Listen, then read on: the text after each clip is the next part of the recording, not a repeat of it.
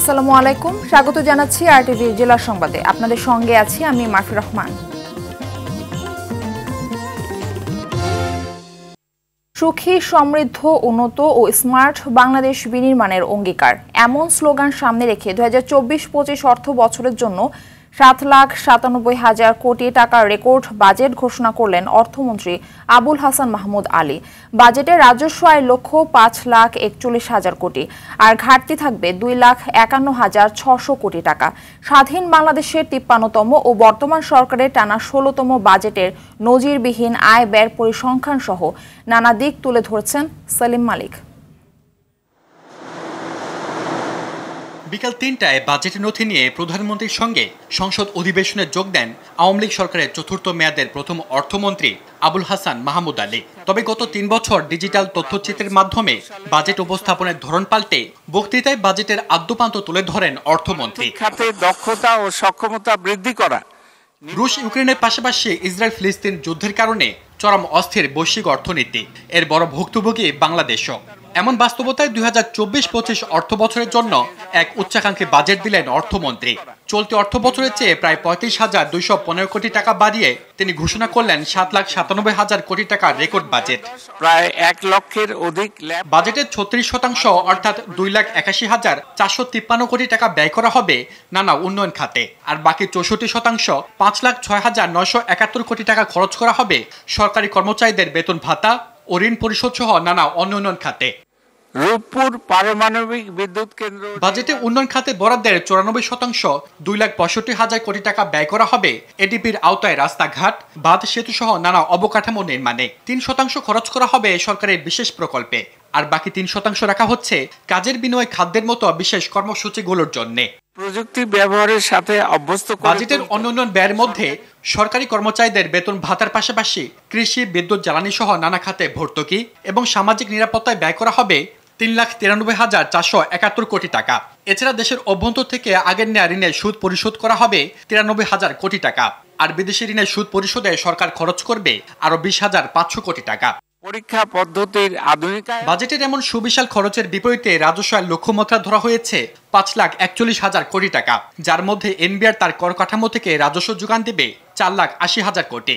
এছাড়া এনবিআর বহির্ভূত কর থেকে আসবে 15,000 কোটি টাকা। বাকিটা বিদেশি অনুদান থেকে পাওয়ার প্রত্যাশা করছেন অর্থমন্ত্রী। দ্রুততম সময়ে এত টাকা আয়ের পরও বাজেট ঘাটতি থাকবে 2,51,600 কোটি টাকা, যা জিডিপির 4.5%, আর অনুদান ব্যতীত ঘাটতি 2,56,000 কোটি। সুবিশাল এই ঘাটতি পূরণে নিজস্ব উৎস থেকে ধার করা হবে 1,60,900 কোটি টাকা, আর বৈদেশিক ব্যাংক থেকে নেওয়া হবে 1,27,200 কোটি। মাধ্যমে গত বছরে বাজেট ঘাটতি পূরণে অভ্যন্তরীণ উৎসের মধ্যে দেশীয় ব্যাংক থেকে ঋণ নেওয়া হবে 1,37,500 কোটি টাকা, আর ব্যাংক বহির্ভূত খাত থেকে 23,400 কোটি টাকা ঋণ নেওয়ার লক্ষ্য নির্ধারণ করেছেন অর্থমন্ত্রী, যার মধ্যে সঞ্চয়পত্র বিক্রি থেকে আসবে 15,400 কোটি এবং অন্যান্য খাত থেকে 8,000 কোটি টাকা পাওয়ার প্রত্যাশা করছেন তিনি। ডলার রপ্তানি রেমিটেন্স সংকটে অতি অস্থিরতায় অর্থনীতি, তাই এবার বাজেটে কমানো হচ্ছে প্রবৃদ্ধির লক্ষ্যমাত্রাও। 0.75% কমিয়ে লক্ষ্যমাত্রা নির্ধারণ করা হয়েছে 6.75%। এদিকে বাজারে নিত্যপণ্যের অস্বাভাবিক দাম চরম ভোগান্তিতে ফেলেছে নিম্ন ও মধ্যবিত্তকে। তবে সে অনুযায়ী মূল্যস্ফীতি কমানোর টার্গেট নেই সরকারের, রাখা হয়েছে আগের 6.5%-এর মধ্যেই। সেলিম মালিক, আরটিভি, ঢাকা। পুলিশের সাবেক মহাপরিদর্শক বেনজির আহমেদ ও তার স্ত্রী সন্তানদের সম্পদ যেন উপচে পড়ছে। উত্তর, দক্ষিণ, পূর্ব, পশ্চিম এবং মধ্যাঞ্চল দেশের সব অঞ্চলেই তার জমির খোঁজ পেয়েছে দুর্নীতি দমন কমিশন দুদক। ঠাকুরগাঁয়ের জগন্নাথপুরে 50 বিঘা জমির উপর বেনজির একটি পোল্ট্রি খামার গড়ে তুলেছেন বলেও অভিযোগ উঠেছে। জেলা প্রতিনিধি জয়নুল আবেদিন বাবুলের প্রতিবেদন, জানাচ্ছেন সাইদ মাহমুদ। পুলিশের সাবেক এই শীর্ষ কর্মকর্তা শিল্পপতি ছিলেন না, বংশ পরম্পরায় বিপুল পরিমাণ সম্পদের মালিকও ছিলেন না। তবে দেশ জুড়ে তার জমিদারির রহস্য কি, সেসব প্রশ্নের উত্তর খুঁজতে মাঠে নেমেছে দুদক। বেরিয়ে আসছে চমকের পর চমক। স্বাস্থ্য মন্ত্রণালয়ের বিভিন্ন ঠিকাদারি কাজে বিতর্কিত হয়ে দেশ জুড়ে আলোচিত মোতাজেরুল ইসলাম মিঠুর সঙ্গে বেনজির আহমেদের ব্যবসা রয়েছে বলে তথ্য পেয়েছে দুদক। অভিযোগ উঠেছে সেই মিঠুর সঙ্গে মিলে 2009 সালে নটস এগ লিমিটেড নামে একটি মুরগির খামার গড়ে তোলেন বেনজির। ঠাকুরগাঁও সদরের জগন্নাথপুর ইউনিয়নের দৌলতপুর খোঁচাবাড়ি এলাকার 50 বিঘা জমির উপর গড়ে তোলা এই খামারে বর্তমানে প্রায় 3 লাখ মুরগি রয়েছে বলে জানা গেছে। ফার্মের মালিক ছিল, আমরা যেটা শুনছিলাম যে র্যাপের প্রধান বিন্দুর আহমেদ, উনি নাকি 8 আনার মালিক ছিল। এক সময় শুনছিলাম হেলিকপ্টারে স্কুলের মাঠে এসকে সলমান খান বহুমুখী উচ্চ বিদ্যালয়ের মাঠে নামছিল। এ বিষয়ে তদন্ত করে ব্যবস্থা নেওয়ার অনুরোধ জানাচ্ছি দুদক কমিটির ইয়াতে। খামারের ম্যানেজার জানান কয়েক বছর আগে বেনজির খামারে এসেছিলেন, তবে খামারের মালিক আসলে কে তার কিছুই জানেন না। আসছিলেন দেখে চলে গেছেন, এরপরে কি উদ্দেশ্য বা কি প্ল্যান এটা তো আমার জানার ইয়ে নাই। এই জিনিসগুলো টোটালি মানে আউট অফ সিলেবাস, মানে এটা আমার মধ্যে কে মালিক বা কার সাথে কোনো শেয়ার আছে কিনা বা এগুলো আমি জাস্ট এমপ্লয়ি, আমি চাকরি করি। এর আগে দুর্নীতি নিয়ে গণমাধ্যমে প্রচারিত সংবাদের প্রতিক্রিয়ায় নিজের ফেসবুক পেজে এক ভিডিও বার্তায় বেনজির দাবি করেন তার বিরুদ্ধে ওঠা বেশিরভাগ অভিযোগই মিথ্যা, ভিত্তিহীন ও মনগড়া। আমার এবং আমার পরিবারের যে সম্পত্তির কথা উল্লেখ আছে সেগুলো সম্পূর্ণ মিথ্যা। সৈয়দ মাহমুদ, RTV। সাবেক আইজিপি বেনজির আহমেদের গোপালগঞ্জের Savanna eco resort and natural park পরিদর্শন করেছেন দুর্নীতি দমন কমিশনের একটি প্রতিনিধি দল। গতকাল সন্ধ্যায় কর্তৃপক্ষের সঙ্গে কথা বলা সহ পার্কের বিভিন্ন স্থান পরিদর্শন করে প্রতিনিধি দল। তবে এ সময় গণমাধ্যম কর্মীদেরকে ভিতরে প্রবেশ করতে বাধা দেয় পার্ক কর্তৃপক্ষ। দুদক কর্মকর্তারা ক্যামেরার সামনে কথা বলতে রাজি না হলেও পার্কটি বিশেষ নজরে রাখা হয়েছে এবং কাগজপত্র হাতে পাওয়ার পর তদন্ত শুরু করা হবে বলে জানিয়েছেন তারা।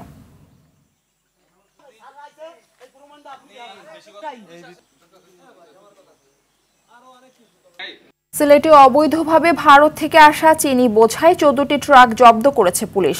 ভোরে সিলেট সদর উপজেলার উমাইরগাঁও এলাকার ভাদেশ্বর সরকারি প্রাথমিক বিদ্যালয়ের সামনে থেকে চিনি বোঝাই ট্রাকগুলো আটক করা হয়। এই চালানটি সবচেয়ে বড় ভারতীয় চিনির চালান। জব্দ করা চিনির মূল্য প্রায় 2 কোটি টাকা বলে জানায় পুলিশ। এ ঘটনায় কাউকে আটক করা হয়নি। পুলিশ জানায় ট্রাকগুলো কোম্পানিগঞ্জ থেকে জালালাবাদের দিকে যাচ্ছিল। এ সময় ধাওয়া দিলে 14টি ট্রাক, প্রাইভেট কার ও একটি মোটরসাইকেল রেখে পালিয়ে যায় চোরাকারবারিরা।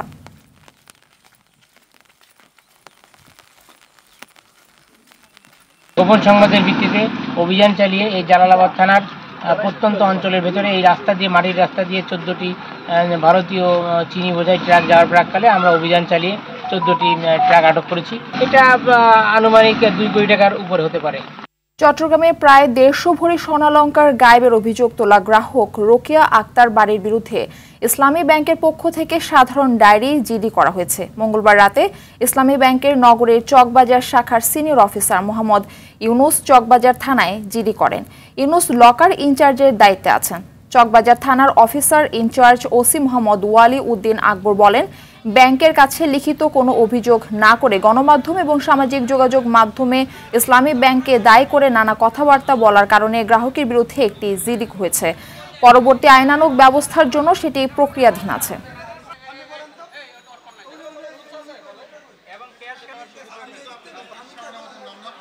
চট্টগ্রামে মাধ্যমিক ও উচ্চ মাধ্যমিক শিক্ষা বোর্ডের ট্রাঙ্ক থেকে 2023 সালের এইচএসসি পরীক্ষার্থীদের 2টি মার্কশিট উধাও হয়ে গেছে। এ ঘটনায় বুধবার রাতে নগরের পাঁচলাইশ থানায় জিডি করেছেন শিক্ষা বোর্ডের উপপরীক্ষা নিয়ন্ত্রক মোহাম্মদ দিদারুল আলম। তিনি জানান, চট্টগ্রাম শিক্ষা বোর্ডে তার অফিস কক্ষে 3টি ট্রাঙ্কে 2023 সালের উচ্চ মাধ্যমিক পরীক্ষার লক্ষাধিক মার্কশিট ছিল। গত 19 মে সকালে 3টি ট্রাঙ্কের মধ্যে একটিতে তালা না দেখতে পেয়ে তিনি এই বিষয়টি লিখিতভাবে চেয়ারম্যানকে জানান। পরে 3রা জুন বিকেলে ভাঙা ট্রাঙ্কটি তদন্ত কমিটির পর্যালোচনায় জানা যায় এতে 2টি মার্কশিট নেই। পরে নগরের পাঁচলাইশ থানায় এ বিষয়ে একটি জিডি করা হয়েছে। অন্যদিকে হারিয়ে যাওয়া মার্কশিট দুটো খুঁজে বের করা সহ বিষয়টি তদন্ত করে দেখা হবে বলে জানিয়েছেন পুলিশ।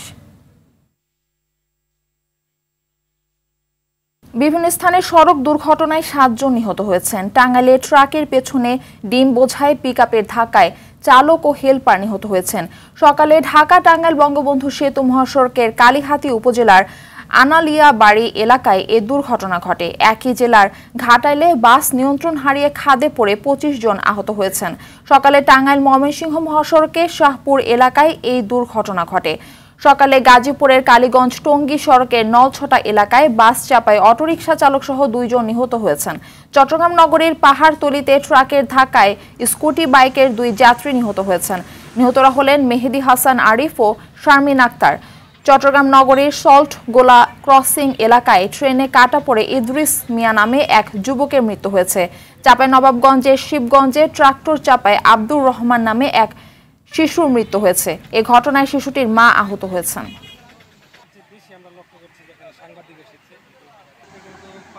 গাজীপুরের কালিয়াকৈরে প্রতিপক্ষের হামলায় আলামিন নামের এক ছাত্রলীগ কর্মী নিহত হয়েছেন। দুপুরে চন্দ্রা মোকদ্দম প্লাজার সামনে এ ঘটনা ঘটেছে।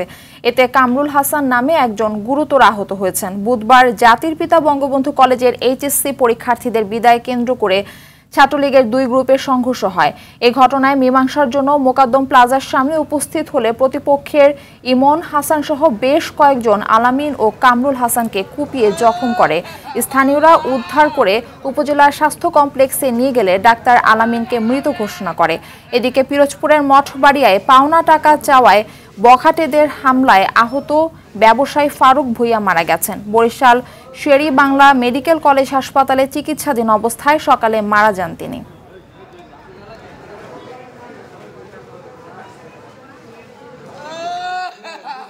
নদী ভাঙনের কবলে পড়ে আতঙ্কে দিন পার করছেন পাবনার বেড়া উপজেলার বেশ কয়েকটি গ্রামের মানুষ। সম্প্রতি ভাঙনে ঘরবাড়ি হারিয়ে নিঃস্ব হয়েছেন 15 থেকে 20টি পরিবার।